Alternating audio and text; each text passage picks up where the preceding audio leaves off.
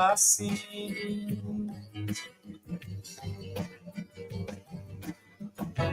Essa desdessura de paixão é loucura do coração.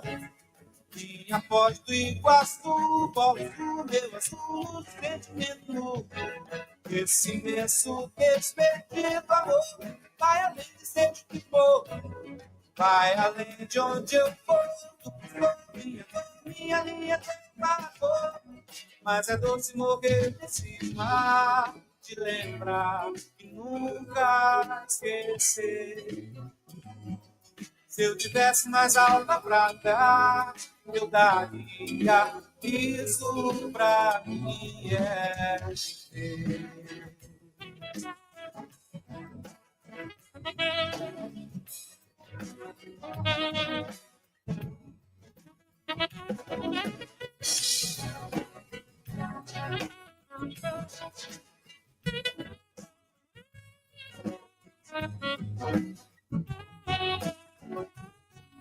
Céu de Brasília, traço do arquiteto, voz do canto dela assim.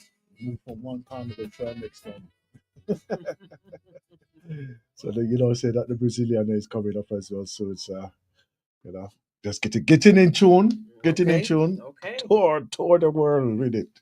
Oh. Right. Ancestral voices, stay strong, right? Getting a taste of what the experiences is in Australia, right? Right. With this one, there's so much to unpack on this one here. You know, it's good. It's good to hear what's the experience for many of our people, or anyone who wants to go to Australia for like any long term, and even to visit, right? What do these people actually think of us? You know, so I think it covered quite a few bits into there. Was there anything that jumped out for you, my sister, on that one there? Let me give it a shot.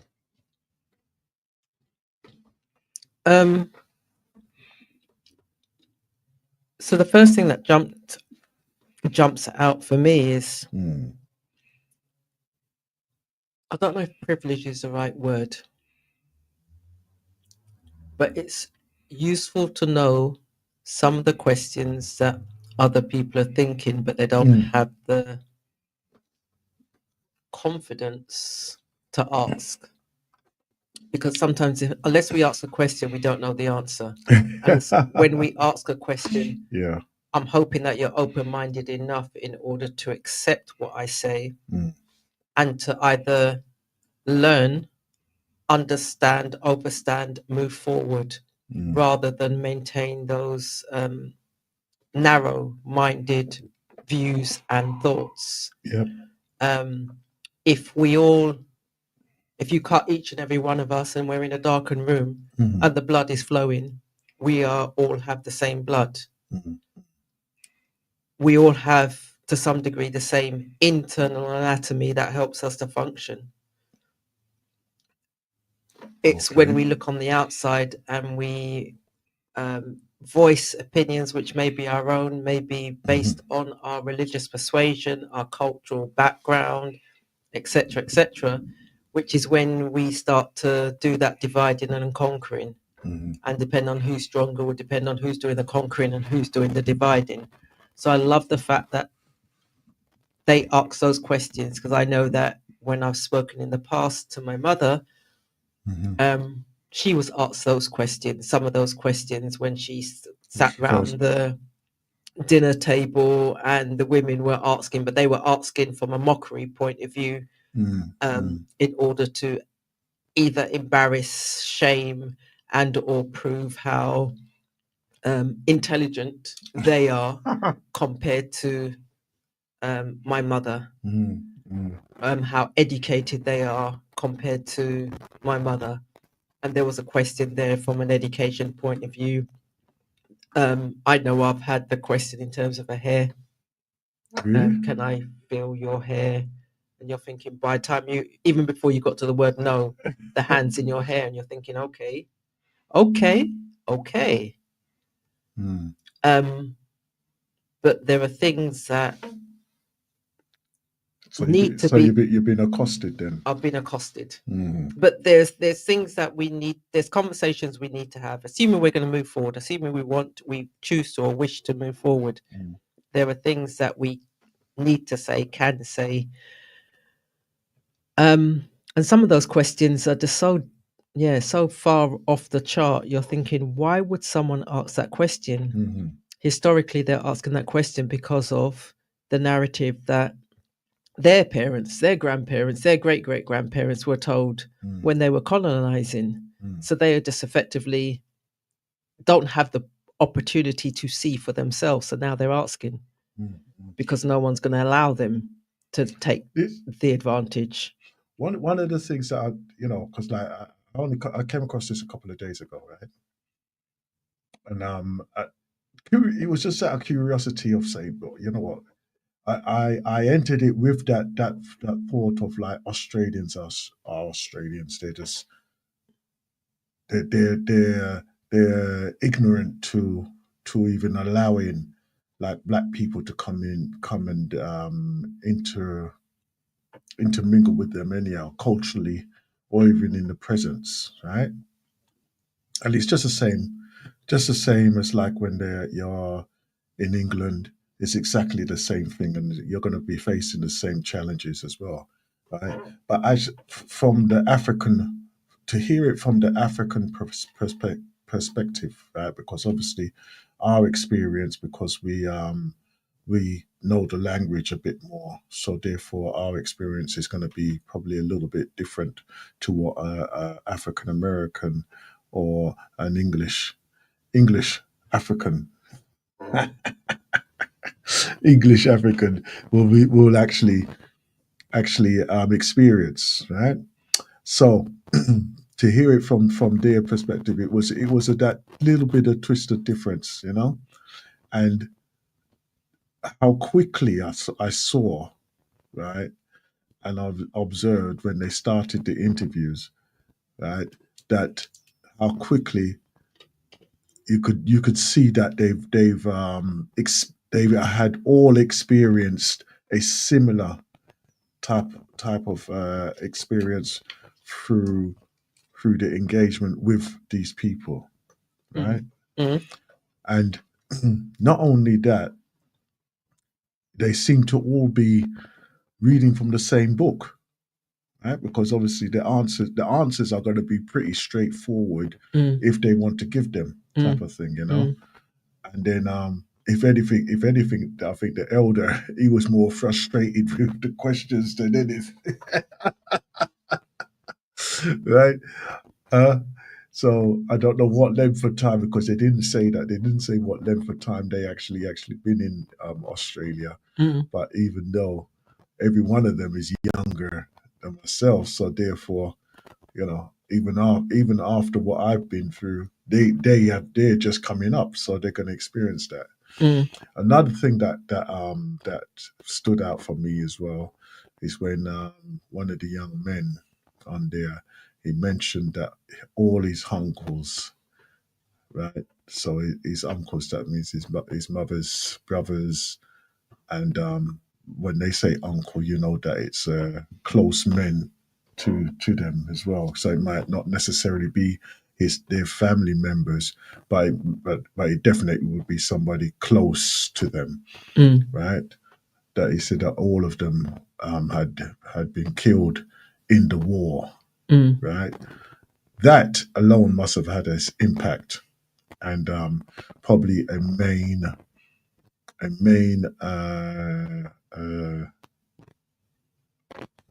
like the impact, and also the imprint of how he would conduct himself and what he would want to achieve out of his life as well. Because remember, all those people lost their lives, you know, in one way or another, to help him escape the war that he was facing, or probably imminent death as well. And in that way, there you can sense the appreciation for that, as well. Mm. You know, Mm. so that was very impactful for me personally, right? And then also the skin thing, the skin thing, right? They give full acknowledgement to the fact that we are better conditioned skin, Mm. right? Mm. And whatever for whatever reason they are not, Mm. you know. Mm. Obviously, we put it down to some scientific reason of the collagen and melanin and how we interact with life and everything else, right? Mm. But the fact is that there is a deficiency in some ways for them, Mm. right? And please, my people, remember when they're saying that you got to block your skin, I'm, they're saying it for them, I'm not us. I'm happy. I'm happy that you say that, because a couple of things, and I'll start with where you ended. When they speak about the skin, and I know that when I'm in Jamaica and traveling, and I think to myself, there's a couple of things on the counter that I'm not going to pick up, and anything that says sun cream or anything like that, or sunblock, or whether it be factor 1 or factor 151, it ain't going on my skin. And also then recognizing that for them it is a problem, because skin cancer is higher in that side of the region, and literally because they're getting the sunshine that, quite frankly, a number of us over here will want. A conversation I was listening to a party to yesterday, the medical health professionals were saying in terms of vitamin D3 is the one that people of color need to take in the UK, because we don't get 3 hours worth of good sun, let alone any sun. Daylight. Well, yeah. Yeah. And our skin needs it, we need it, our bones need it. So that was an interesting thing. So yeah, I'm not a medical professional, so I'm not going to say you don't do it, but I know that if I'm going out in the sun, I'm not doing the covering up, not even wearing sunglasses. I've made that decision because my eyes are just important as the rest of my body, and that also needs the sunlight and the natural sunlight. You mentioned also, and again, part one of the conversations yesterday. So, went to an event yesterday, and they were talking about health, and they were talking about injections, and just asking. It was elders mainly that were in the audience, and they were talking about injections. They were talking about MMR, and then they were speaking about how do you find out about if you've got any problems or any issues with the health, who do you ring, who do you speak to? And they were giving advice in terms of, if you don't go to your doctor 101, potentially a pharmacist, etc., etc. So then it ended, and they said, anyone has any questions? And a brother held up his hand. He said he's only been here 6 months, but what's strange for him is that people walk around in London, assuming they do walk around, and they don't look at each other, they don't respond, they don't acknowledge one another. And from a community, and that was one of the questions that came out indirectly, in terms of, do you know your neighbor? Do you have those conversations? And he says he finds it strange, having grown up in Jamaica, whereby they do acknowledge one another. I wanted to challenge him on that, because I don't think they do it now as much as they used to, but we've got different generations. But that said, one of the sisters then spoke about her experience. I think she's second generation. And she says, as she's bringing up her children, she's bringing them all up to say, if they don't know the person directly, to call them auntie or uncle. So it doesn't necessarily mean uncle is a blood relative. It's a mark of respect. That's right. Auntie, not a blood relative, but a mark of respect. So my indication or thought process is that when the brother answer the question and spoke about his uncles all dying from the gun, I extended it beyond the blood uncle. It may have been a cousin, it may have been a brother, it may have been someone else in the community, because they did know each other outside of their immediate household. So yeah, that was the second thing that I was going to say in relation to what we heard. And the third thing is, there's anyone out there that's listening that has any thoughts or comments about what you've heard, please join the conversation. We call us on 0203 289 6504. That's 0203 289 6504. Or you can call us on the WhatsApp line on 0794 7479 219. 0794 7479 219. Were any of those questions, do you think, wow? How do you feel they were answered? Yeah. Because in some senses, it's not necessarily just the question, it's then how do we respond? And the last question that the presenter or the person who put together the film asks each of them is, how do they feel about those questions? So I'm just curious, how did you feel about those questions? Right. Some of them were not necessary, to be honest. A few of them were not necessary. But some of them did bring back some memories, I have to say. The skin one, I remember. Oh gosh, I'm gonna say it anyhow. I was in Italy. I was working over in Italy, and we had the evening to ourselves. So where we were, we had like a beach area on the front of where the hotel is, you know. So I said, "Cha, let me go and swim in the sea," you know. So we go and swim in the sea and everything. And next minute, I'm swimming around, and there's just three women around me, elderly women around me, right? And they're chatting like this, and I could see that they were talking and they were like looking in my direction. So I'm thinking, no, they must be looking at something like this. And then as I catch their eye now, one of them say, "Oh, they want to ask you a question. They want to ask you." I go, "Oh God, here we go." Right. So I said, what's the question? He says, "Your skin. What do you do to make it look so good like this?" And I said, "Oh, you can just wash it and clean it just like everybody else." I said, "Oh no!" And as I'm doing that now, it's like they just surround me and start rub my skin and them things.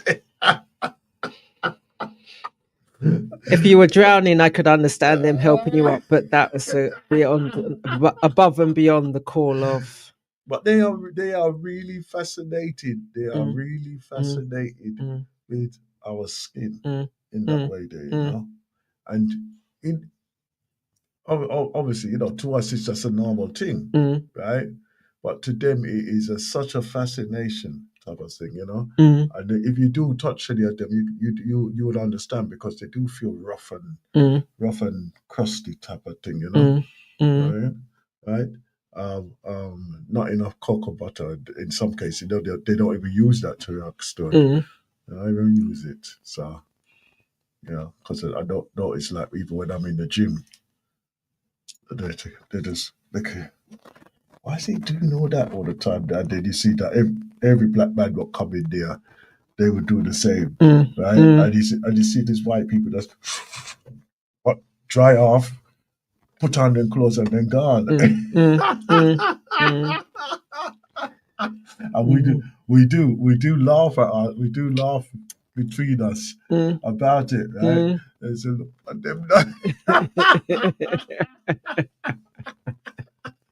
We do laugh. We do laugh about it. I don't know what it's like in the women's one, right? Mm, But we do laugh about it in the men's changing rooms. So you have to say mm, when they go to oh dear. Yeah, man. yes, yes. Yeah. No, there was some, like I said, some questions that I would expect to hear. Yeah. There's some questions, and I'm just curious in terms of when it was actually filmed, because I recognise that in the past, Australia have been one of those countries that have been very rigorous with whom they let in. You had to. One of the criterias of there that I don't know if it still stands today. I presume it would though. But you had to have the skill, Mm. right? That was necessary within the economy. That's an That's right. economic skill. That's So right. there was they recognized that they needed certain trades or Mm. and or crafts and or knowledge, and they Right. were prepared to export it in. And any form of education you had to do a few years service or with it. So basically, if you came there to train for a job, it would be or education. You would have to have the job that would sponsor the education, so you could stay. so you could stay as well. So in that way, there, yeah. No, I smiled to myself when the sister said, "Oh, she's got degrees. Don't ask me about a degree. Talk about degrees." Yeah. I think she had 7. I Yeah, think she 6 or said. 7, and I'm thinking, yeah, wow. But it just shows, and you've often said in terms of our young people, we're geniuses, and those on the continent, considering what they don't have, according to the West, if we're using the West as a barometer, we know what they have and we know what they are capable of. But if the West uses themselves as a barometer, they will say they don't have the this, they don't have the that. But she has 7 degrees. And as they said, just because you drive the taxi doesn't necessarily mean you aren't educated. It effectively means then that you've made a choice for yourself and or your family. So you may be driving the taxi as well as working. Yes. But to be fair, if in order to drive a taxi, you, with or without the proverbial Google Maps and or any of the other maps that are out there, you have to have a modicum of intelligence and direction in order to continue to get paid. So for a number of them going in a strange place, driving a taxi isn't necessarily the easiest thing to do, because if you don't have a sense of direction, you can't read, you can't write, you're going to get stuck real rapidly, real quickly. This is one of the things that I'm looking at now, right? With this, right? As I said, it's good to hear from a different place of what they're facing as well, right? Some of the other things that I've come across, right, is in Belgium and Germany, various people who are doing like small documentaries and vlogging around those areas as they tour through those places. One of the things that is a very, very common thing there is obviously the education. Up to the education, not a problem. Employment, then there's an issue, right? Now, I even came across this the other day, right? I was in a restaurant type thing, and the person who was serving me, right? I think I mention it last week, didn't I? Did I not mention it last week? About anyhow, the young man who was serving me, right? I asked him, because you're doing further education. Oh yes, you did. Yeah, right. And he said, no, I've completed my education. Now remember, this person is serving in a place there, right? So therefore, he's got his degree and everything, but because, as you say, the taxi driving and all them type of thing there, right? It's better to be doing something than to just doing nothing. Yeah. So obviously he's got aspirations to do better and more and different, right? But you know what? Whatever happens and whatever it is, that's where it is. You know, there's been many a person who's probably done 4 or 5 jobs prior to what they actually wanted as their vocation. Yeah. And some never even fulfill their vocation. Right? They get into a line of work that seems to work for them, and you know what? That we're good here for now. You know. So, but it doesn't mean that they're any different than what their specialized education is. You know. But the fact is that you have to be adaptable. Well, there's many a profession out there, and again, a conversation that I heard recently, they were talking about as an actor, the ones that we see on television and or the big screen, that's 0.5%. So that means you've got 99.5% who are aspiring to be. So they're going to be doing other things. You're going to get your pilots who wish to be a pilot until when they actually get that piece of paper qualification, they will be doing other things. Regardless of the profession, people will be doing other things. It doesn't necessarily mean you are lesser than. It just means then that your route in order to do it may not necessarily have been as simple as going from A, B, C, D, E, and F. You may have had to take a pause. You may have had to do some reevaluation. Life may have thrown you a few curveballs. And whilst you're ducking and or catching those said curveballs, you are making a conscious decision to keep it moving, not to get bogged down or to get angry or frustrated or give up on self, because life will throw you those curveballs. Why? Won't they? Won't they? Yeah. And to be fair, if life doesn't throw you a curveball and you've had a perfect existence, whatever perfect is in your eyes, that in itself is still a curveball. Because then how do you how do you watch something on the television and feel and hear the emotions? Because if you've not experienced it, it's so far beyond you. How do you, there's some of life's journey that you may just pass you by because you think, oh, well, why didn't they just ignore it? Why didn't they pick themselves up? Why didn't they? Or I've never experienced that. Just because you've never experienced that doesn't necessarily mean it's not, it hasn't been heartfelt. It hasn't been something that has knocked someone right off of their feet, whereby they've landed forward and got themselves up, dusted themselves down and gone again. Yeah, exactly. We have to, as I say, and I mentioned this to you yesterday, last week, outside of the broadcast. What we're doing here right now, right, is that part of the Blacknificent show is that we be able to operate on all platforms, right? Be able to speak in all diverse challenges, right? Make sure so that we can represent ourselves in a true and an authentic way as well. Yeah, which I feel is very, very important, even like for now and in the future as well. You know, because our foundation needs to be set, right? It only takes one person to be that person, you know. What was I looking at the other day? It was I'm sure it was King something.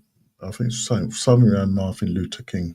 But the thing is that they were looking for somebody to represent and to be a front for the the bus boycott, Mm. Montgomery bus boycott, Mm. and they interviewed, I think it was nearly 12 people before they settled on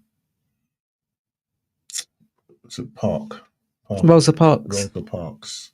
They settled on Rosa Parks, right? Because she fitted the image at the time. Mm. Right? Remember, all those others had experienced very similar experience, right? But that's the one that they chose to actually say this is the person that we want as there. And with that, right, they were looking at her background, character, right? Would she be able to withstand the public glare, you know, and everything? Because you know, imagine now if something happened to anybody and any one of us, and then all of a sudden it just gets so famous out there that people are camping outside your house and knocking your neighbors' doors to ask about you, and then not everybody's going to be able to take that pressure. You know what I'm saying? But they strategically did that. And this is the thing, right?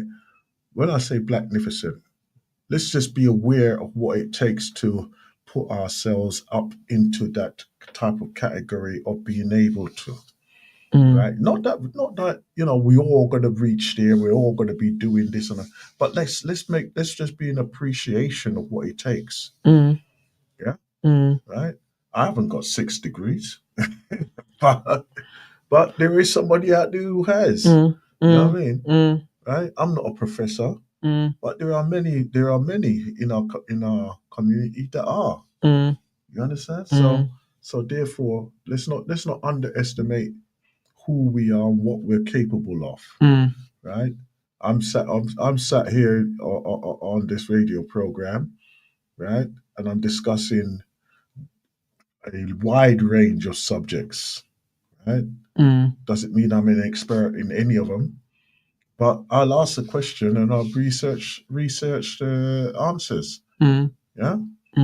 Same with my sister Sandra, right?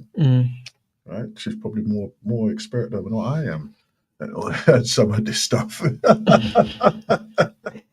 I won't say yay and I won't say nay. Right. But at the same time, we're here and we're putting this forward, and it's an open discussion as well, right? So I'll give out again on the number of 0203 289 6504. You want to test it, see if it's actually working, because like it might, you know, there might be a blockage on there too.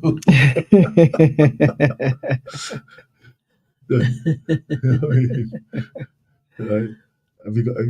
Yeah, you got the number there. I was going to say, have you got the number? Of course, you got the number. Of course, there it is.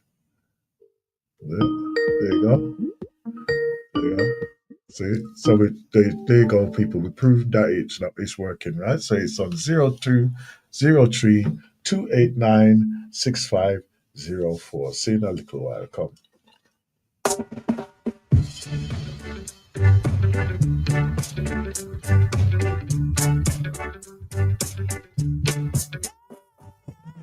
Beautiful world, beautiful people, you and your please be pretty.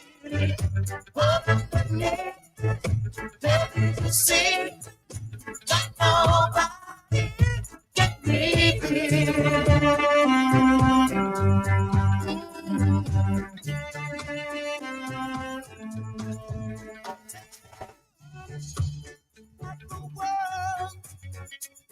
and the day that it's in today, I am sure you'll agree we all could make it a better way. Put together, everybody learn to love each other. Instead of singing party, cheating my body, stand for life.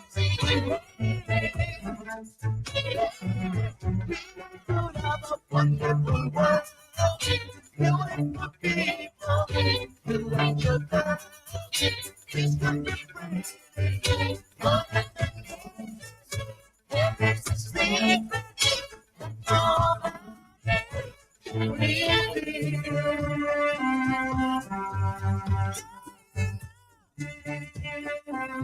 Girl and boy, let us fight to give her the free hand. If I know, and I'm sure that the love we ought to understand. Can't you see? Everybody wants to live and be free. Instead of fussing and fighting, cheating my mind, stand the line.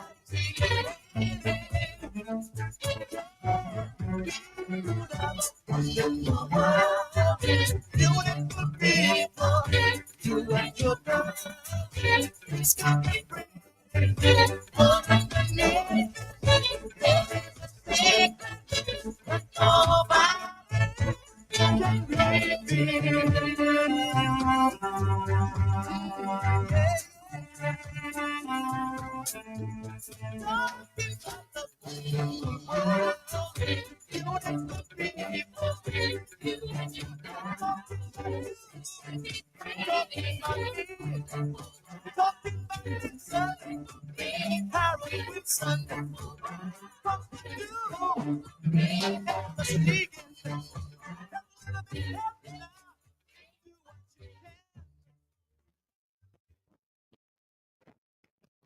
Yeah, thank you.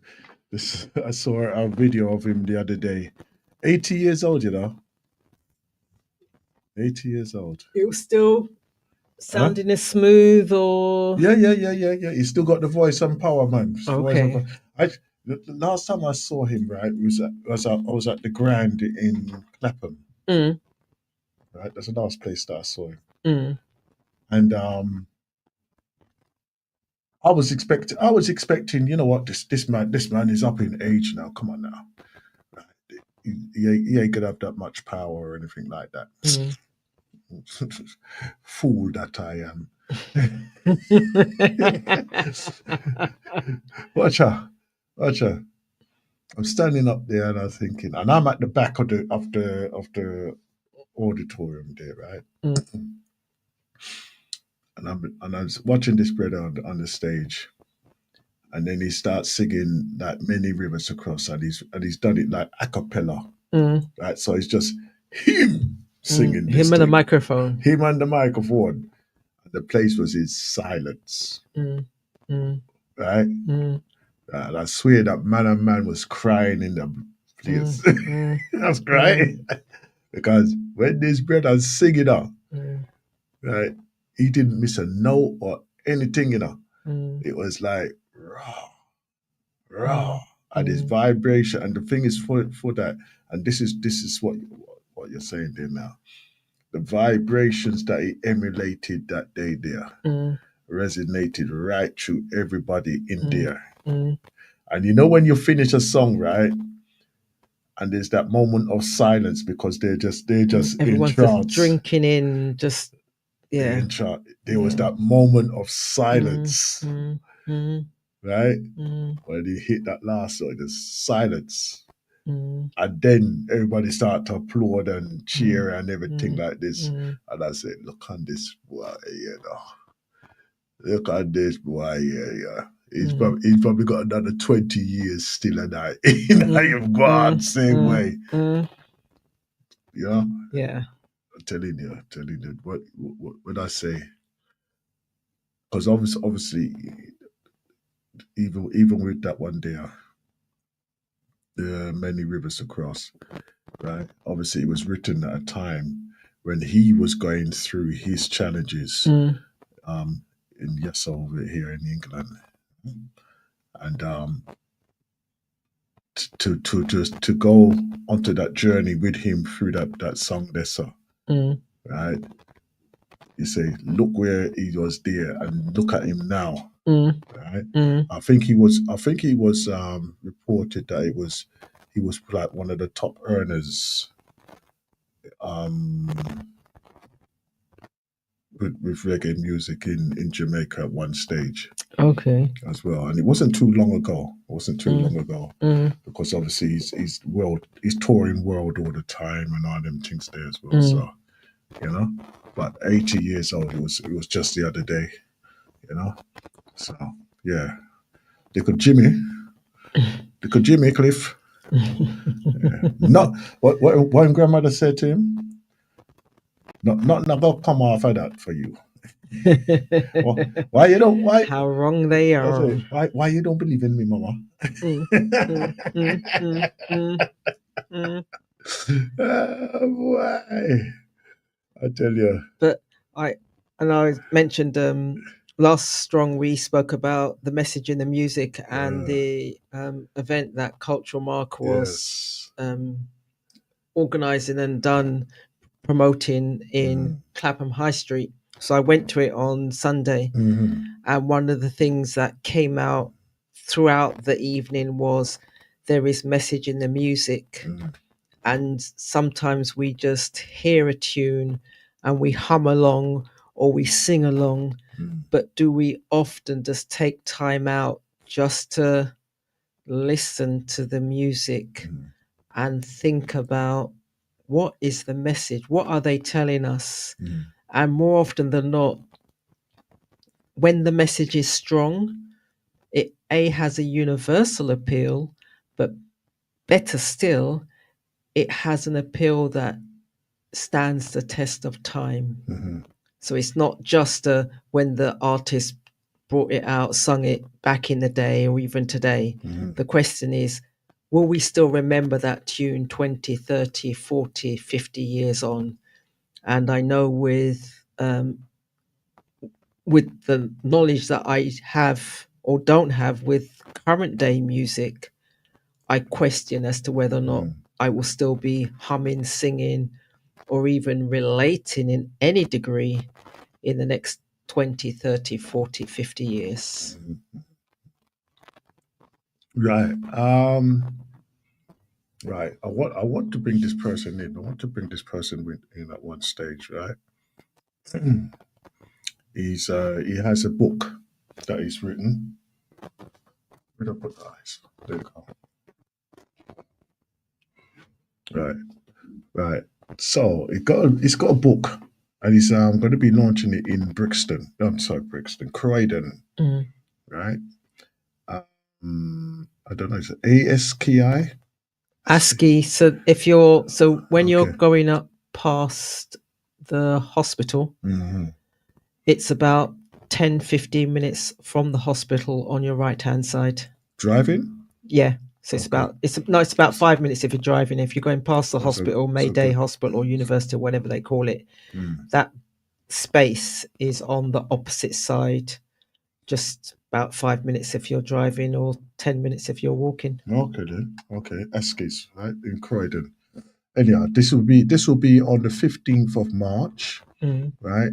From 12 to 3. He's gonna be releasing this book. I want to try and bring him in, or even let him connect with us. Then we can also have a chat. What's the name of the book? I'm just bringing the details up on it now. Oh, come on now. Why did you do that? Hold on. I just had it there. Come on. Come on.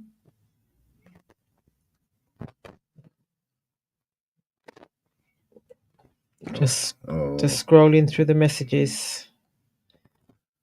And the thing is, I just had it there, right in front of me. I've got it here, but I've not got. It's a collection of poems. A Stand for Peace and Love book launch. Telly Rose. Yeah. Telly Rose. Also, right. Come on. Just had it. Where are you? Oh yeah. So okay, right. Right. So he goes, let me see, a book launch, a stand for peace and love on Eventbrite. Okay, so you can get your tickets on there. Right. My assumption is that is not going to be the only piece of works that's going to be released that day. Okay. Right. But Attorney Rose written a rally. Wow, Chitwater. Yeah, Rally Chitwater is a. Oh, okay. Rally Chitwater is his name. Is a collection of poems, an observation and appreciation of life. And the book was accepted by the Ugandan curriculum. Right, so it's going to be part of the teachings in the Uganda Okay. as well. Congratulations. Well done. Well done. Congratulations, brother. Yeah, I want to bring him in so that we can have a talk around this, right? And future works that he probably will be doing, right? He's also doing the course that I'm doing along the landmark as well. Okay. But he's doing a different element of it though. Different element. So it'd be good. It'd be good just to bring him in to even just acquaint ourselves with him and see what other works he has, and to see what else he has to offer us as well. Okay, Atoli Rose. Okay, so there's a book launch that's on Saturday, the 15th of March, 2025, 12 to 3 p.m. Right at the ASCII Center. I'm not familiar. I don't familiarize myself with that. Just before you get to the name of the road's forgotten, left me. Okay. But if you go into the heart of Croydon, then you've missed it. If you're coming in the direction of Streatham, Brixton, if you get to Croydon, you've missed it. So Okay then. And yeah. Anyway. Oh, come on now. I just said this number there. What have I done? There we go. Yeah, there we go. Right. Phone number to contact him, right, is on 07814 700 635. That is 07814 700 635. Okay, that's Riley Chiwata. Okay, there you go. So I'm going to reach out to him and see if I can bring him in next strong. okay. All right. Okay. All right. That's on your doorstep, isn't it? That one. Yeah. I just actually as I went for, wait a minute. Oh yeah. That's your side of town. I don't know what else. That's why I know the location, because I went to a Soul Purpose 360 event there couple of Fridays ago.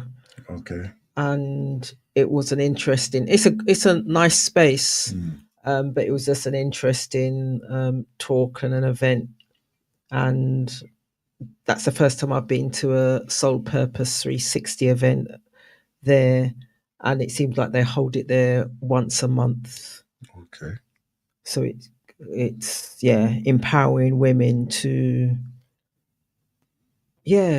raise their voice, share their knowledge, share their skills, and support one another along that journey. Okay. All right. Right. I'm having an event actually on the 4th of next month. Right. That will be at 6:30. Online event. It'll be an online event as well. Right. So if you're interested, and this one is actually dedicated to those or specializing in those with disabilities. Right. So if you're interested in coming along to be get some self empowerment, raise your self esteem, right? For those who have disabilities and those who are caring as well, or carers, you can join me on a introduction to the Landmark Forum on when is it? Tuesday the 4th. right? And if you want to get in contact with me directly, right, that would be 079 50 200 899. That is 079 50 200 899. Okay, so you want to come onto there, and then we could have an introduction, free introduction to the Landmark Forum. Okay, you can come onto there as well. All right. Anything else you want to come with, my sister? Just to speak about a couple of the events that's happening. So we've got Soul Purpose 360 hosting an event to celebrate International Women's Day. Oh, yes. This year on the 8th of March. Okay. That would be Thursday. Friday. No, Saturday. The event is on Saturday. Yeah, Saturday, because Saturday's the first. This Saturday's the first, isn't it? Yeah. So that'll be the 8th. So that's on the 8th of March. I'm just looking for a location. It is at, so Saturday, the 8th of March, 2025, from 9 a.m. to 5 p.m. And it's the Resource Centre, which is 356 Holloway Road, London, N7 6PA. So tickets can be located on Eventbrite, and it's the definition and redefining a commission on Black women and girls. And it's part of their national conference, and it is on International Women's Day. So I'm not sure what the price of the tickets are, but there are tickets available. And there's lots in terms of their stalls. I myself will have a stall there. Okay. So yeah, it's a day packed full of empowering goodness. And secure your place is what I would encourage you to do. Okay, so you're having a stall. Yeah. Anything further? No.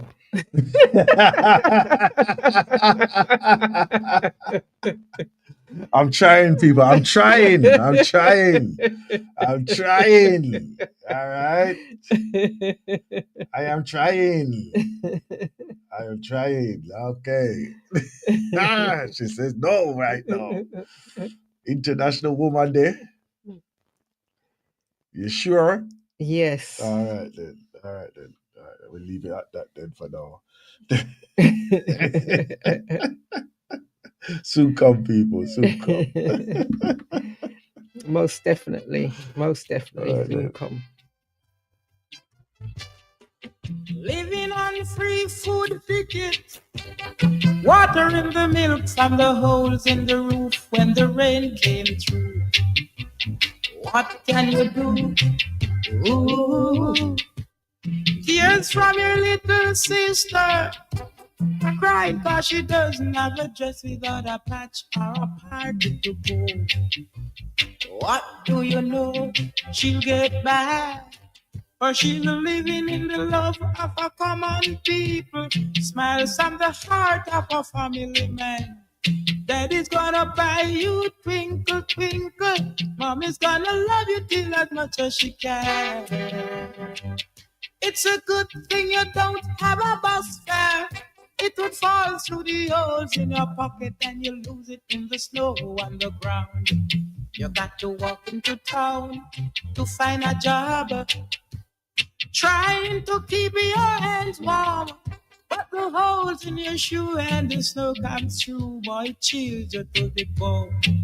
I say you better go home where you'll be warm, and you will live in the love of a common people. Smiles from the heart of a family man. Daddy's gonna buy you twinkle, twinkle. Mommy's gonna love you till as much as she can. She can. She can. She can.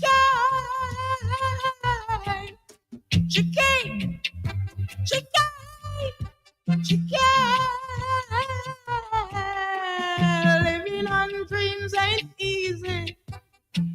stubborn it's, the tighter the fit and the chill stay away. You got to take them in stride, family pride. You know that faith is your foundation. With a whole lot of love and a warm conversation, man, don't forget the place. I'll say you better go home. You'll be strong. And you will live in the love of a common people. Smiles from the heart of a family man. Daddy's gonna buy you twinkle, twinkle. Mommy's gonna love you till as much as she can. She can, she can, she can. She can, she can, she can.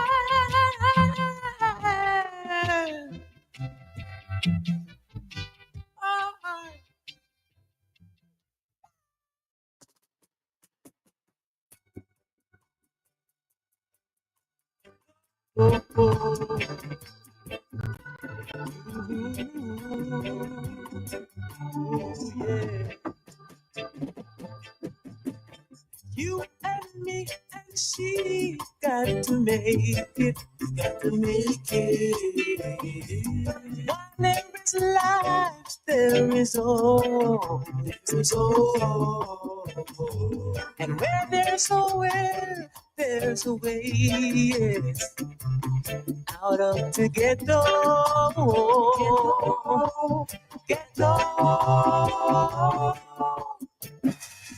Mother and father couldn't take it, couldn't take it. And all as they tried, they couldn't make it out of the ghetto, ghetto. Now we've come as the younger ones. Tired again to live. We've got to run, come and take our stand. Tired again to live. We've got to ride to every inch of land. Tired again to live. That's why we got to fight for a right.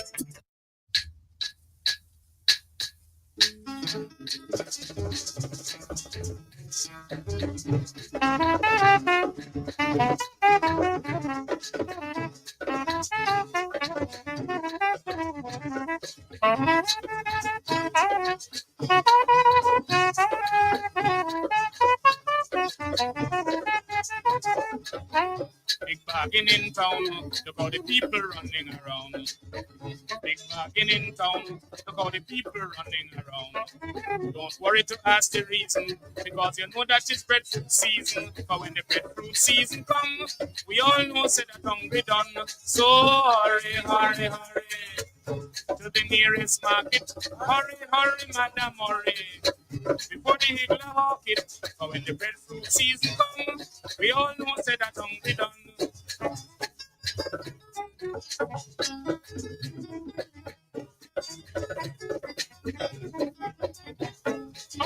It's plenty of fun to see the higglers out on the run. Some come in by bus, while others walk on a bus.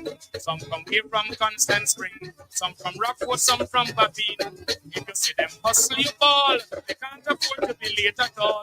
So hurry, hurry, hurry to the nearest market. Hurry, hurry, madam, hurry before the higgler hawk it. But when the breadfruit season come, we all know say that hungry done.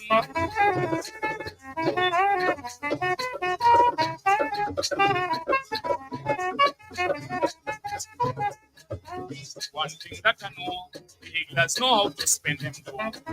Them walk the market first, for them not going to buy the worst. For some breadfruit come from St. Mary, St. Catherine, Portland, St. Andrew. But I tell you, so help me bless, St. Thomas breadfruit them is the best. So hurry, hurry, hurry to the nearest market. Hurry, hurry, madam, hurry before the higgler hawk it. But when the breadfruit season come, we all know say that hungry done.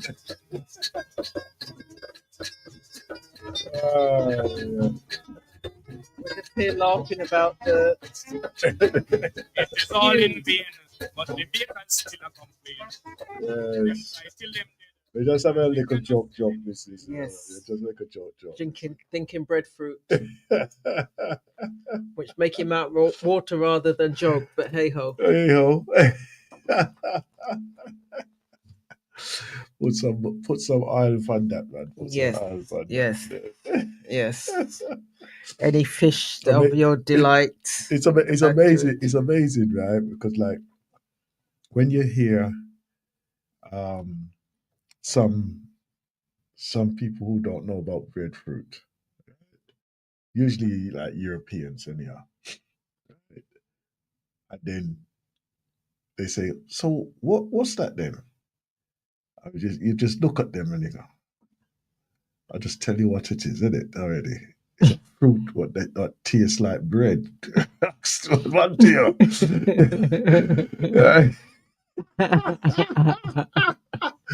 And then obviously, if you show it to them now, it's like that don't taste right. And then when you cut off a piece and you give it to them, right? I always remember that scene from Countryman, right? When him take him back to the cave, and he said, "Oh, let me go cook some food now." And they had the roast bread fruit there, so, and then the fish as well and everything, and the man he just open up the lobster and everything and get it to them and everything. And I say, I go, look at you. Look at you. Look at you. I still get vexed over that one day. Look at you. I'm telling you, man don't even realize why I'm doing to everybody with that scene there, you know. I'm telling you, that countryman, tell you, you don't know why I do to people. Yeah, I don't even know.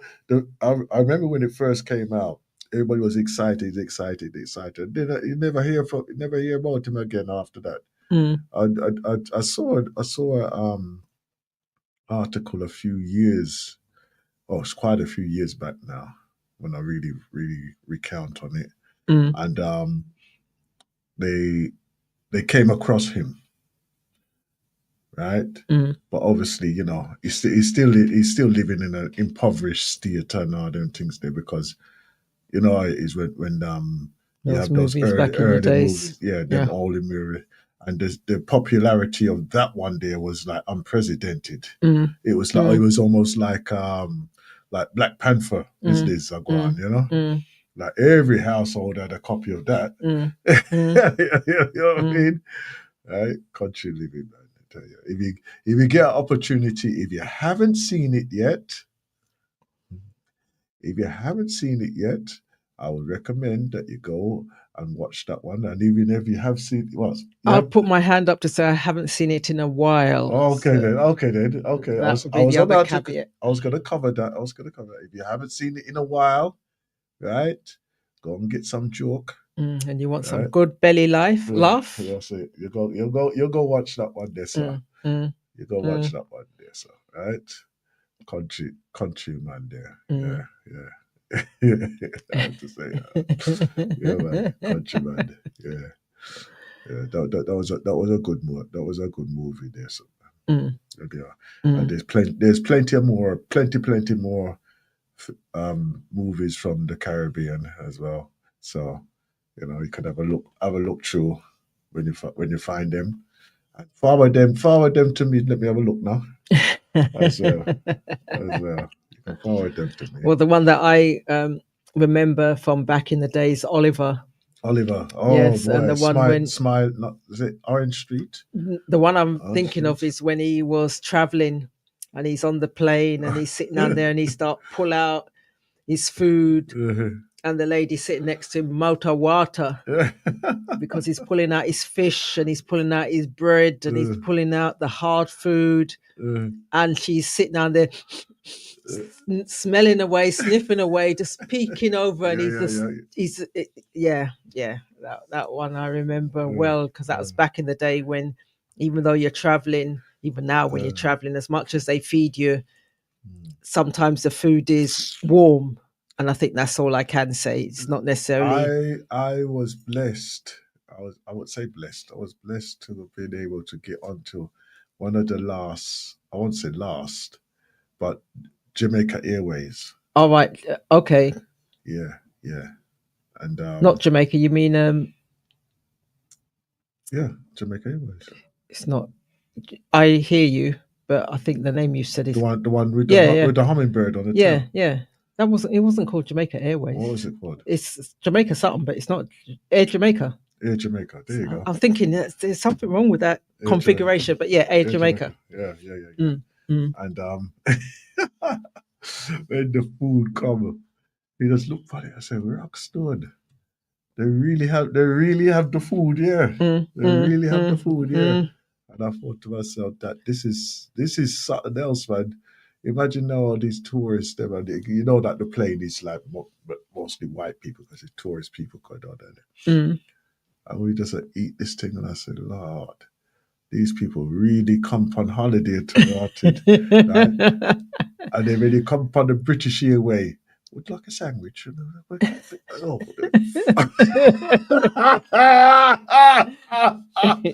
Would like a sandwich. I just look. Yeah, I did. Oh boy! But I think all that is cut down. No, it's cut down now. Well, that you get a hot meal. And you'll get it's hot, but it's not necessarily depending on. It will keep you going for the 8 hours or 12 hours that you're in the air. Yeah. It's not going to be anything that's substantial, and even further up in terms from a class point of view, whether you're premium economy or first, you're going to get a meal. But is it going to be what you'd cook for yourself at home, or if you went to a restaurant? If you're in first, you're going to get restaurant style. I don't know whether or not you're going to get the restaurant quantity in terms of, but yeah, it's just that's a movie from I remember back in the day just watching and laughing because I know that even now I will travel, especially coming back from Jamaica to the UK. I'll always fry my fish, and I've got my fish, my hardo bread and or breadfruit that I can eat A at the airport and B when I get on the plane. So if the food comes and I don't feel for it, I can quite happily turn it away because I know I've got something of substance. There's one thing I want to ask you because like you're a frequent flyer, right? And you do go to the States on occasion as well, right? Now that they've changed the laws and rules around passport usage, right? That if you got two different passports or dual nationality, you have to start the journey and finish the journey, right, to ensure that you can have the return through the ports. Yeah. Now, have you been notified of that change from like the American embassies or anything like that? I've not heard it or seen it from the American embassies, but if I'm traveling to America, I'm not going to travel there on my Jamaican passport. I'm going to travel on my UK passport. And the ESTAT that I completed, there hasn't been like a notified of saying that there has been a change of law and rule around that. But I wouldn't swap the passports mid-flight, as in I wouldn't leave the country on one passport, as in British passport, and then land in Jamaica and hand over the Jamaican passport. What I will do is when I go into Jamaica, I will let them know I've got a Jamaican passport. So when they're about to stamp 6 days, 6 weeks or 6 hours, the Jamaican passport means, hang on a minute, we need to withdraw that stamp. Because effectively I can stay there as long as I choose to. But I'm not going to go into America and show a Jamaican passport. I'm going to show the British passport because a Jamaican passport's going to come with a number of questions that I'm quite frankly, I'm not really prepared to start having those conversations with you. Okay. Yeah, because like it's just one of those things there. Because like I was just thinking, because it's been it has been posted by various people, right? That I literally experienced it. That they've turned up at the airport, right, and unfortunately they've had to go and get visa the following day or something like this to actually travel. Because of the restriction what they've imposed on like people who they take off with one passport and then they land with another one and then find say that they can't use that anymore, or they can't use that way of getting in and out or whatever, so they have to book in with with that passport, and then when they go to the other side, they embark or disembark with the same passport details and everything and all them things. And yeah, so I saw them life go. I saw them. No, to me, it's logical to, if you're going to travel with the one document and get off and show that same document. For me, the conversation is, how long do you allow me to stay? Now, if I show you the document that doesn't indicate, as far as they can see, that I've got any rights to stay, they're going to put the stamp in the passport. If I traveled with my nationality, if I traveled with my I call it naturalization, but if I travel with that document that was issued to me in Jamaica rather than the passport, again they should not be stamping my Jamaican passport, because that document says I've got the right to come and go in Jamaica as I choose.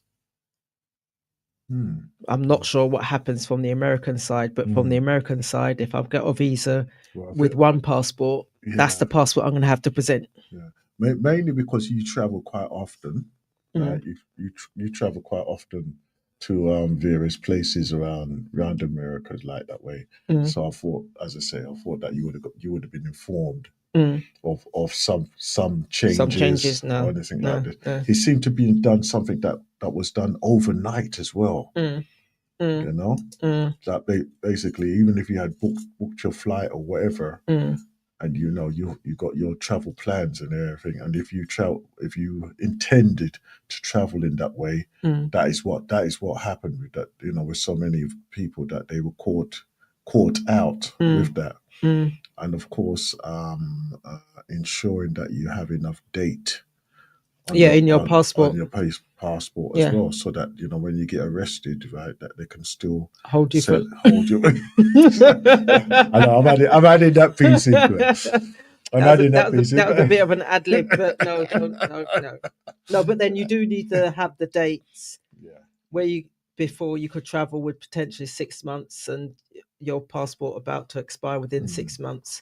You want to give yourself that wriggle room. So I don't think there's any countries, Europe and or further afield, that will be happy with you traveling with only 6 months. My question to the authorities was always then I'd always get 9.5 years on a passport, but they do add that extra 6 months onto the new passport that you apply for. So you get 10.5 years rather than lose half a year or 6 months.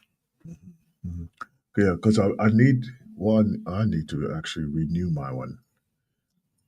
I know it's coming up in sometime. Yeah, it's coming up sometime, whenever, whatever, and all that as well. How easy was it for you to get your paperwork through for the Jamaican documentation? That took me about 1.5 years. Wow. And that's literally because the names on my birth certificate and the name on my mother's name on my birth certificate was different than the name on her birth certificate, as in the spelling of the surname. And then when I thought I'd gone around and exhausted that avenue, I went through my father's name, and his name was also spelt differently. So I ended up having to come back to the UK and getting my birth certificate changed, or amended rather than changed, to show the variations of the names. So hence that you had extra you had extra protocol to actually do before? Yeah, I had a whole load of hoops to jump through. Okay. A whole load of hoops to Okay. jump through. Okay. Once those hoops had been jumped, it took, because I didn't want it fast, because therefore I could have got the naturalization registration document. I think they call it registration. I could have got the registration document in 3 days or 7 days, and then got the passport in a day. So you can get, once everything's done, you can effectively get everything done within a week. Okay then. Or 2 weeks. Okay. Okay. You just pay for the service. I think we'll look into that we'll look into that next month as a process for some of us to do. Yeah. Well, I know that. And the reason I'll tell you the reason why is because the uncertainty of what's going to be happening in our near future, right? Politically and socially, right? And when I say politically, right, this government and the governments around the world are rearing their head against Black Africans around the world, right? Just what you're seeing in other places can be and maybe be the beginning of what's going to happen here as well, right? So preparation, right? So that when it comes to those things, there, you know what? Okay, it's going to happen, and there's nothing you can do about it. So you got to make your move, right? You and your family in a position to do that. Yeah. So I interrupted you. Sorry. No, because I recognise that, and I only, as you were speaking, I was thinking, okay, I can only speak about at this moment in time, the Jamaican process. And I know that, 2 years ago, there were some delegates who worked alongside or with the embassy, and they were travelling to, whether it be Birmingham, I think they went up to Birmingham, potentially Leeds and or Leicester, and definitely a couple of spots in London to help and assist individuals who were applying for their passports. And I know that there were long queues, because I was about to join one and then thought, you know what, life's really too short. But a lot of people did join for the length of queue. For the length of queue, that queue was crazy. That queue must have been about 100 yards. Plus some. Wow. Plus some. So, and this isn't one person behind one person. This is sometimes 2 or 3 abreast. But it was at least 100 yards. And then that only got you to the front door, and then there was a queue. Exit. Inside. They were signing up for the exit. So, and a lot of people were keen and interested to get it done. Whether or not they're going to do it again, as in Jamaican embassy, I don't know. But there were a lot of people who were standing in the queue, young people who wanted to either get their passports done because they are entitled, because their parent is or was. And these are elders, big people who also wanted to renew their passports. So whether or not they'll do it again, I don't know. I know you can always go down to the embassy. You need to make an appointment and apply for your passport. A number of the forms you can get online, and then you would apply for the said passport. But unless you were born in Jamaica, getting a passport on its own, you do need to have registered as a Jamaican national if you weren't born in Jamaica. If you register as a national, right, does that mean you have to take like how they do oath of allegiance and things like that? No. All you just do is you fill in the appropriate. Well, I didn't. Just filled in the appropriate, proved how I was going to claim the Jamaican nationality. And once I was able to prove that with all the appropriate documents that all lined up, then the application was able to be submitted and made and submitted. Well, you know what? I know many of us, we always talk about Africa and all that type of thing there, right? As a place of desirability. But let's say in an emergency, wherever you lay your hat, you understand, right? So, I'm talking about preparation just in case of emergencies here per family. Okay, right? Lines are open on 0203 289 6504. Right. So if you want to join in, you can join in the conversation here on the Galaxy for we with Sister Sandra and myself, Aston. Right? All right, soon come, people, soon come.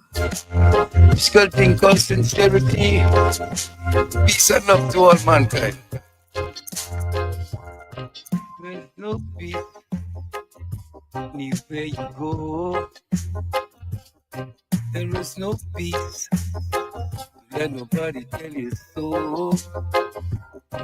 All I see, hatred and jealousy. All I see, war and envy. Hey, there is no love anywhere you go. There is no love. Let nobody tell you so. All I see, war and envy. All I see, hatred and jealousy. Hey. Hypocrisy, man, I love hypocrisy. The man no love, more sincerity. Hypocrisy, I love hypocrisy. And no sincerity. All I see, war and envy. All I see, hatred and jealousy. Hey, smile in your face and they want to take your place. Smile in your face and know they want to take your face. They really want to be in first place. It's like the world running to kind of race. Want to look at this place. See, hatred and jealousy. See, war and envy. Hey, there is no peace anywhere you go. There is no love. Don't let nobody tell you so. See, war and envy. All I see, hatred and jealousy. Still, peace and love I say to all mankind. Peace and love I say to all mankind. A good brethren, man, them so hard to find. A virtuous woman, and it's really hard to find. See, hatred and jealousy. All I see, war and envy. Hey. I know that they're building up to a election out there as well. Come on now. What's going on there? Okay. Don't go humming on me now. Right. What, in terms of Jamaica? Yes. They're building up to that election now. Yeah. Right. I think last strong I mentioned about Patterson, isn't it? In what regard? That he's put himself into the ring again. Okay. Right. I glimpsed an article. I didn't read it directly, but I glimpsed an article about it. That he was going to put his. I'm wondering if he was just making his presence felt. To be honest, right? Because the thought of him coming back in, and like how he left as well. It's like, is he really gonna do that? And not do they have short memories? That short memories as well.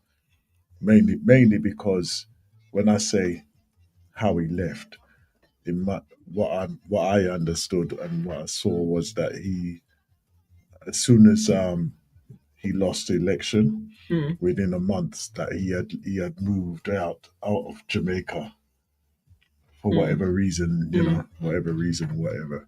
And I'm thinking that, oh, that's a bit. Thank you, are gone.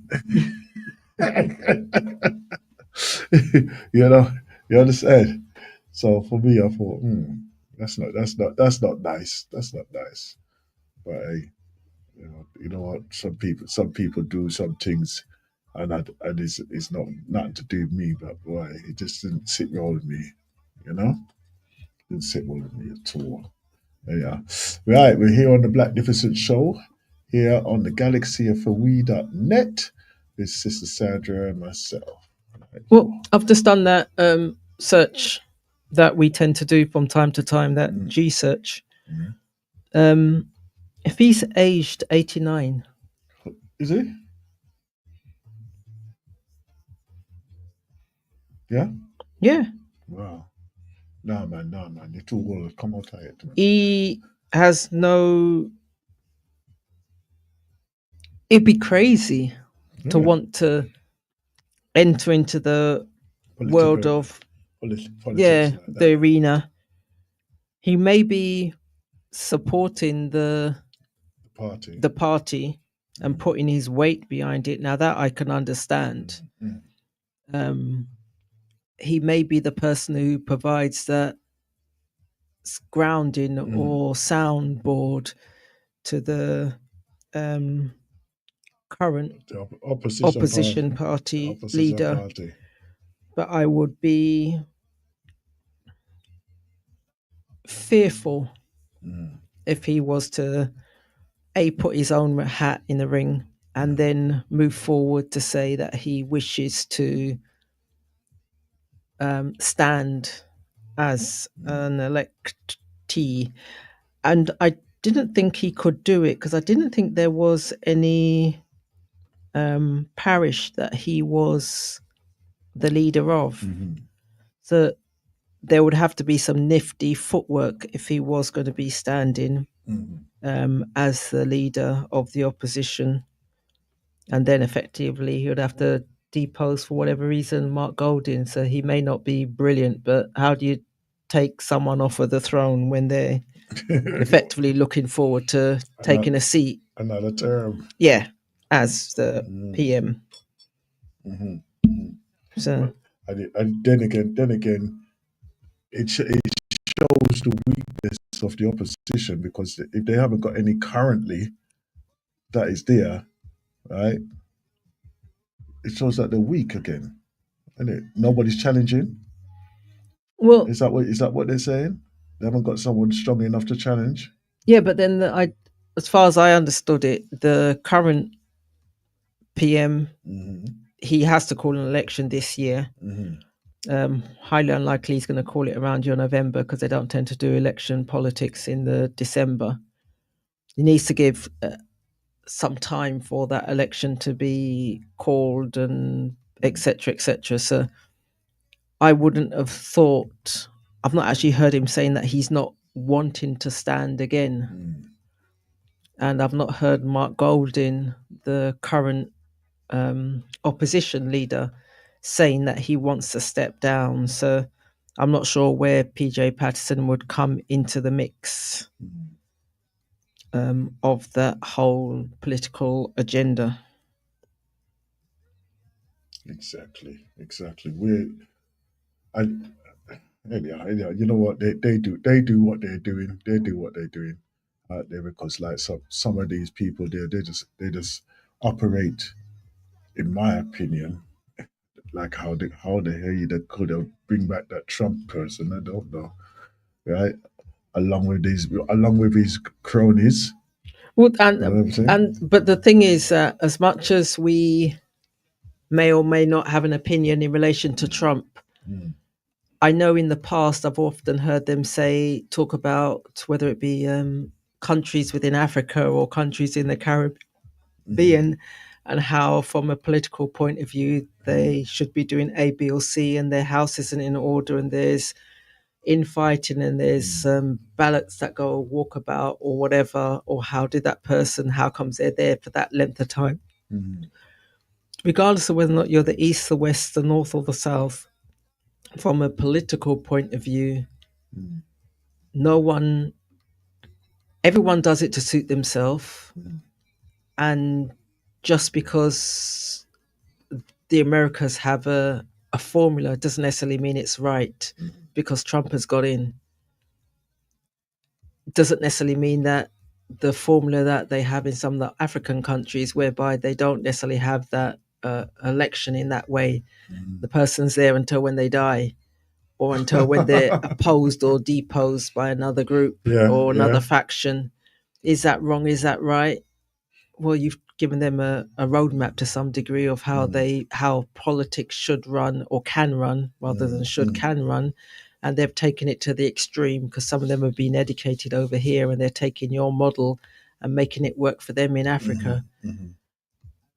None of it's nice, but it is in some senses what it is. And how do we make the best of the situation? Because the Americans, the way they do it, no, that's not necessarily righteous or nice.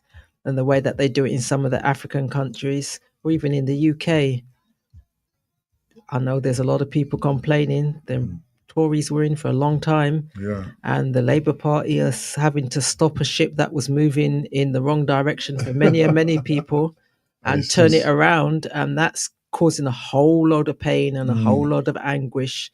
And there are families out there, people out there who are struggling. So who says that the West way of doing it is any better than doing it in how they do it in Jamaica, or how they do it in Barbados, or anywhere else, or China or Cuba? Who's to say? Exactly. We have. I mean, like, obviously, we're just giving our view on it, right, and our perspective on this type of thing, right. But that, in essence, I mean, we started off the program today, right, with another analytical look, right, on positioning the spirituality, right, and what that meant to us, right, and then sharing some elements and aspects of what we actually are experiencing and what we go through, right, and try to give a clear, honest answer to that from our perspective, right. Obviously, we're on two different plans and whatever, but still, we're still are going through, right. And it's the same with these political situations here, right. And we obviously we haven't even touched on the African aspect of it, but let's just look at what is the benefits towards the people, for the people, and have they fulfilled that for them at all, right. Now, what I have to say, because it's highlighted, this is the information that I'm actually given, that I can actually work with, Okay. without digging too deep into it. But even as you're building up to the election, right, the disconnect that I'm getting from the wholeness camp, because it's not only wholeness, that we're talking about the whole part side of that bench, right, is that they're so disconnected from the average person, that all they're talking about is what they can make, and they're using the name of Jamaica, right, or the brand of Jamaica, to make what they can make for their sector of people. Yeah. In other words, they're doing the tourist thing. How much tourists it will bring in, instead of fighting for the fact that people can't even get access to the beaches as citizens. They're not even addressing that, right?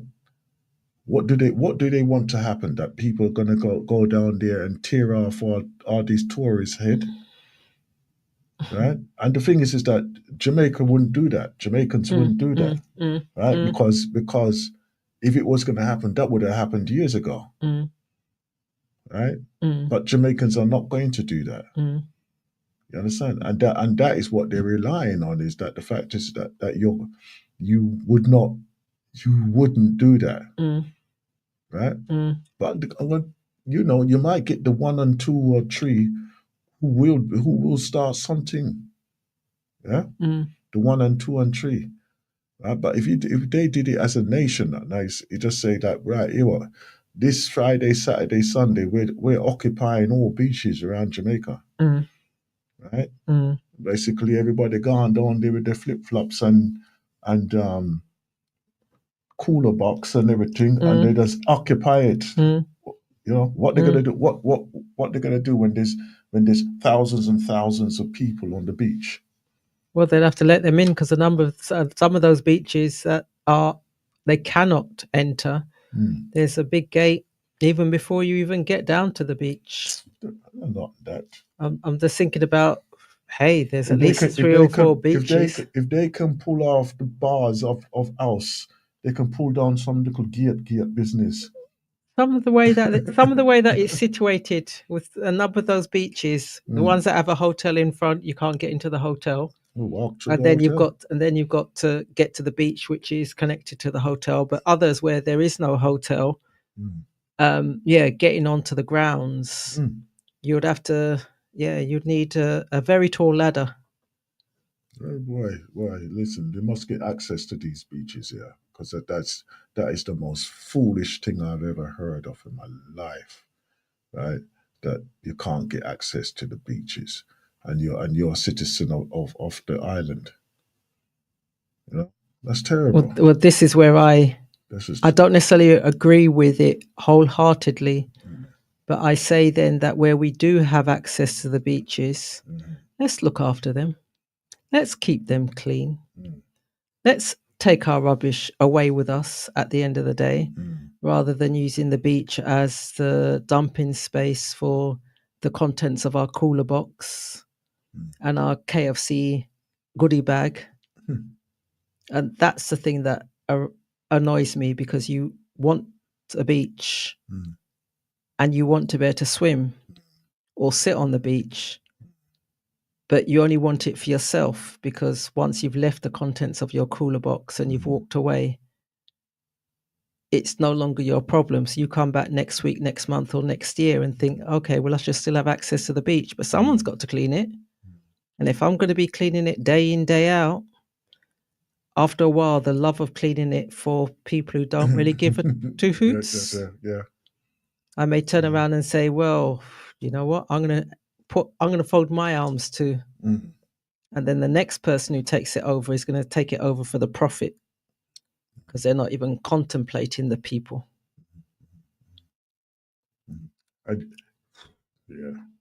That's another thing. Charging to go on the beach, which is, I don't have a problem with the charging, as long as it's reasonable and as long as you're keeping the beach clean. They're not keeping the beach clean. Even the beaches that I know in and around Portland, where where they encourage you to pay, and sometimes they give you a fee, and I look at them as if to say, you're really having a laugh. And then they say, pay what you choose to pay.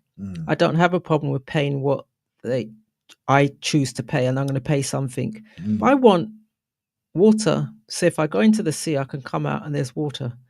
I want to know that there's a bathroom that is maintained, because that's what I'm paying for. So if I'm going to be making the payment, whether it's the nominal fee or whether or not it's a fee that you've imposed, then give me the facilities. I know we went to Frenchman's Cove, and I'm going to call them out, because you have to charge you have to pay a hell of a lot of money to go to that beach. Frenchman's Cove. It's a beautiful beach, but it's an expensive one for the locals. And for tourists, it becomes, okay, we've worked hard all year, so let's treat ourselves. But when you go there, you can't bring any food. They say you're not supposed to bring any food because they do provide food. And you're not supposed to bring any drinks because they've obviously got a bar service that people will come and serve you on the beach.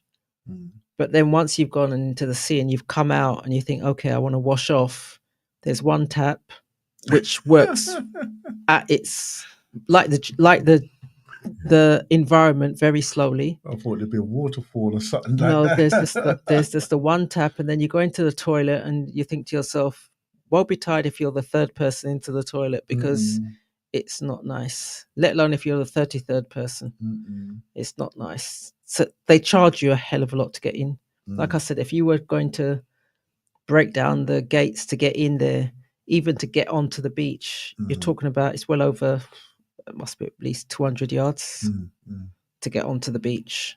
But it is a beautiful beach. But if you're charging me, employ your staff that pay someone that will keep it clean. Maybe we need to start a campaign from over here, sir. Isn't it? Well, when you're going out there and you've worked hard over here, and you're treating yourself, and you're saying you're going to go over to Jamaica, and that's why sometimes when people go over to Jamaica, they stay in the hotel because you know exactly what you're going to get. And the tourist attractions that are local to the hotel, you allow the hotel to dictate the day, the time, and who they actually frequent, because you're almost guaranteed to some degree, wrong or right, of what the expectation is. This is one of the things that when I went there. This is years ago, right? Emphasize years ago. When I went there, because of probably just being used to just going into the hotel. If I wanted to go get a drink or something like that, like even over here, if I want to go, if the pub is too crowded, I'll go into a hotel or something and get a drink and thing, And you just walk in, blah blah blah, obviously restaurant, bar, whatever. You go and get what you want. And this was the thing. Obviously, security is security, but it's nothing to really worry about. And then I invited my brother over, right? And he said to me, he says, "Oh, you have to check with the security." What do you mean check with it? I go, just come in. They said, no, he has to get a day pass and all that. I go, what do you mean day pass? He's coming to see me because it's just coming. He ain't staying in the hotel or anything. Yeah. No, we don't have that. You have to get a day pass. And it literally was just to come into the thing you had to pay. I forget what it was, but it was like a stupid amount. Yeah. Right? Yeah. Thought, wow. Yeah. Wow. You mean to really tell me that you're charging people just to come into the place? Yeah. Because because even when my friend, was she on a cruise? But I went to visit her. This is years ago, and it was a pass that she needed to pay, that I needed to pay in order to go in to see her. But even this time around, when I stayed in the hotel and we went out, where were we going? We were going to Ochi, and had to show your pass on the way out. You had to show your hand because they gave you an armband, and made a decision. Obviously, we're jumping in local taxis, so we covered up the armband so the Jamaicans wouldn't know that we've just come out of a hotel. But then coming back in, it was a little bit of a rigmarole. And then definitely when we were leaving, they didn't trust us to take off the armband ourselves. They had to cut it off, and they held on to those straps. They weren't allowing any of those straps to go walk up. They weren't allowing us to put the strap in the bin just in case someone took it and put it together with whatever and walked in and wasn't meant to. So I understand this from a security point of view, because that's what it is. You go on holiday, and if you're paying for a hotel, you want to know that everyone in that complex is supposed to be there. They're all accounted for. And you'd prefer not to have to be mindful of what you put down, or someone you're on the beach and someone haranguing you, or you're sitting down to eat and someone's haranguing you. I know one thing that 2 people have mentioned it to me, that sometimes when they go to the all-inclusives, there's only so much drink you can drink. Yeah. There's only so much food you can drink, eat. Yeah. So what they'll do, they'll create themselves a nice little goodie bag and then just go downtown and just hand out the food and the drink. To be fair, they've paid for it, because them hotels all-inclusive aren't cheap. They've worked hard and they've saved their money and they put their money to one side, but they've made a conscious decision that then when they go into town and someone's begging, they're bringing some of that with them. Just give them the bag, or a bag with some food in it and there's some drink in it, and share it around. Because I don't know what happens to the food at the end of the day, but you know what? There's it has to be discarded. There's but sometimes I know you take a bite of cake and then you dash away the rest of the cake, and you think, you know what? There's a lot of people that are hungry. Yeah. A lot of people that are hungry. Yeah. I never, you know something, I never really think of them things there. No, I'd never thought of it, and I know it's something that I'll do. If I'm going into town, I would get myself a goodie bag, because I'm getting all of those things on tap because I've already paid for it. Yeah. They discourage you though from doing that, of course, because they want everything to remain in the hotel. But hey, we're ingenious people. Yeah, of course you would. Bring the tea on yourself.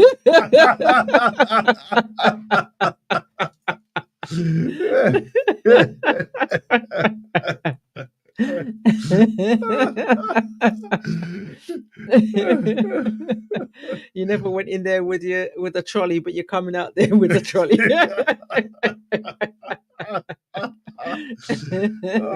Contain our Lord. They were thinking it was closing the suitcase. No, it's a flat pack box.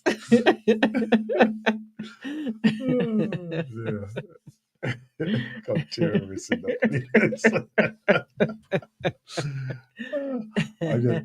The few times that I have been to one of those all-inclusive places there, right?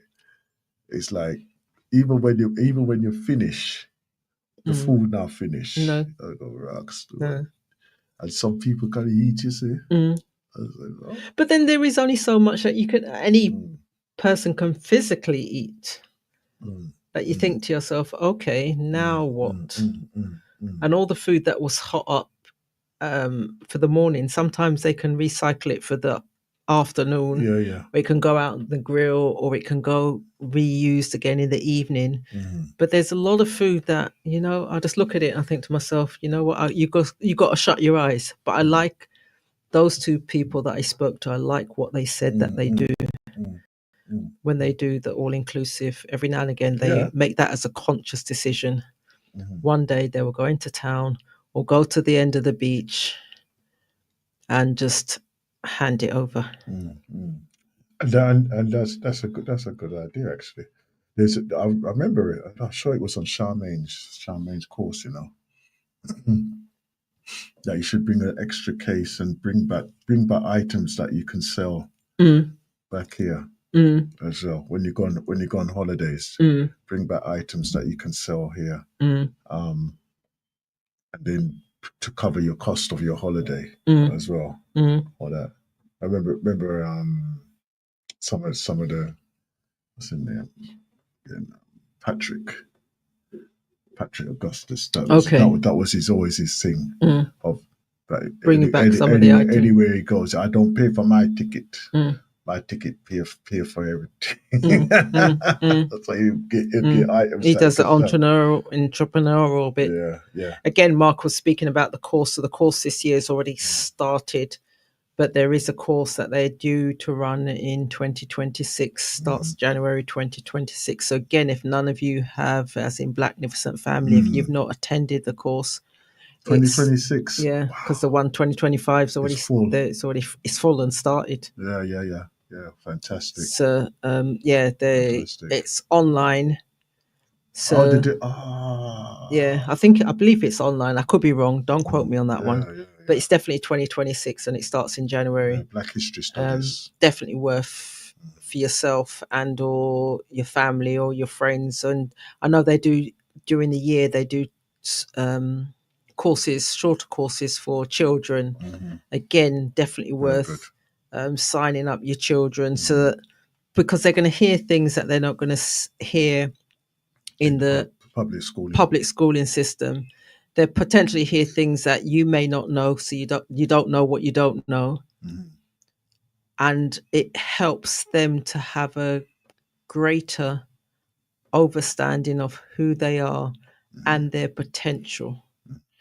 Because if they just look around at society and look at you working hard as an elder, they may not. Again, they don't know what they don't know. Exactly. So give them that extra leg up. So that means they can start to understand certain circumstances and situations and recognize they can thrive in spite of, because there's evidence of their foreparents, other people looking like them, striving in spite of the circumstances they are born into. Exactly. Brilliant. Right, so Black History Studies, right? Get yourself registered onto their thing. Go and go on their website. Yeah, go on the website, get onto their mailing list, and see what they offer you. And also, don't forget the tours of the museums. Yeah, they do as well. They do the tours of the museum. They go also to there's a Lisbon weekender in September. I don't believe it's full, but it's not going to have, there's not going to be like 35, 60 people. It's a select number. It's a small number, but you can pay in installments. And I know then that if you are going with Black History Studies, whether it be Lisbon, whether it be the British Museum, whether it be up in Liverpool to the museum up there, or whether it be in Egypt, you're going to get an experience of a lifetime. You're going to get so much knowledge and wealth that your pockets will be full. When yes, that's right. So Lisbon, the Slave Museum up in I always call it the Slave Museum. Is it the Slave Museum? I don't know. I'm not sure. I know it's Liverpool, but it is a slave museum that they go to. Or I'm not sure if it's I don't know if it's the title. I don't know if it's that is the actual title. No, I don't think that's the title. But I know it's probably be like Caribbean History Museum or something like that. But I've always known it as a slave museum. But anyhow, yes. Anyhow, they got that one up there as well. They didn't do one down in Bristol, did they? No. That was a separate occasion that I went down in Bristol. Right then. So we're coming to the end of the program. Yes, you're right. It's International Slavery Museum. It is? Yeah. It is in Liverpool, Royal Albert Dock. That's it. So they do trips up there. And they're gonna. And it's not too far a walk from the station either. So no, it's all in a day that they do that. Yeah. If you want to take just a trip up there yourselves, right? You can do that. Just get on a train, get up to Liverpool, and it's not too far a walk from the station either. So it's about 15, 20 minutes. Okay, I've never been up there. You've never been up there? No. I've been in Liverpool, but I've never. Yeah, it's a nice place to visit. I lie. I have been there, but I didn't go there with. You went Carnival? No, I've been to Leeds Carnival. Leeds Carnival. Yeah, Birmingham Carnival back in the day when they had a carnival, and Leeds back in the day when they had a carnival. You're telling me that they stopped it now? Carnival in a park isn't the same vibe. No, it's not the same energy. No. That's not carnival. That's not carnival. Yeah. Not in Neil is what you call a carnival. And they've been trying to put that in the park for a while. Yeah, don't we know it? Oh, why? You could charge everybody. But we've had an interesting conversation. Yeah. Somebody ask if it was the Maritime Museum. No. The Maritime is in Greenwich. Yeah. Greenwich Park. Yeah. Right. Yeah. So they're either going to take you to the British Museum that will have the artifacts and the information that you wouldn't necessarily hear if you go in on your own, and or you go with one of their tour guides, or it's the International Slavery Museum, and I think that's actually the title, International Slavery Museum in Liverpool. Just a reminder of the course or introduction to Landmark Forum that I'm having on the 4th of next month, March 4th of March, right? That'll be 6:30 p.m. Right? If you're interested in join me on the introduction, you can get the information from myself on the number of 07950200899. Just send me a text or WhatsApp. Give me a call. We can arrange everything for you to do that. Okay? But you have to register prior to the program or prior to the introduction, and we can go take it further from there. Okay? So do it sooner the better. Right, my sister, summarization for what we've done for today. Well, we started with a clip that you played where the young people were speaking about, from a spirituality and a religion point of view, their views. They were Muslim, and they were speaking about their experiences and bringing it from past to present and linking it to some of the activities that are happening currently, and thinking, is there any difference? We then had a quick discussion from a religion, and opened that box in terms of, what do you believe in? What have you read? What do you understand? How does that provide context? Ancestral Voices was interesting in terms of, you shared with us the young people, or young, I'll say young people, because even the elder looked like a young person. They are all in Australia, so there was about 6 or 8 people, mixture of male and female, and they were speaking about their experiences, but they weren't just speaking off of the cuff. They were answering or responding to questions that someone, as in an Australian citizen, had posed. And I'll say Australian citizen because some of those questions couldn't have come from a black man or black woman. We then moved, just spoke about what we found of interest or curious about some of those questions and those young people, those individuals, their experiences. We also then touched on, what did we speak on after that? It was just a general conversation in terms of Jamaican politics. We've also spoken about passport control, briefly with America. And then we've just ended the conversation just talking about beaches and access and travel. There you go. And visas. So we've had an eclectic conversation on different subjects. Yeah, man. Great stuff. Right then. So at the top of the hour, well, we just touched the top of the hour. But the next person you shall be hearing from is our sister Anna, right? And until our paths cross again, have a beautiful, beautiful time.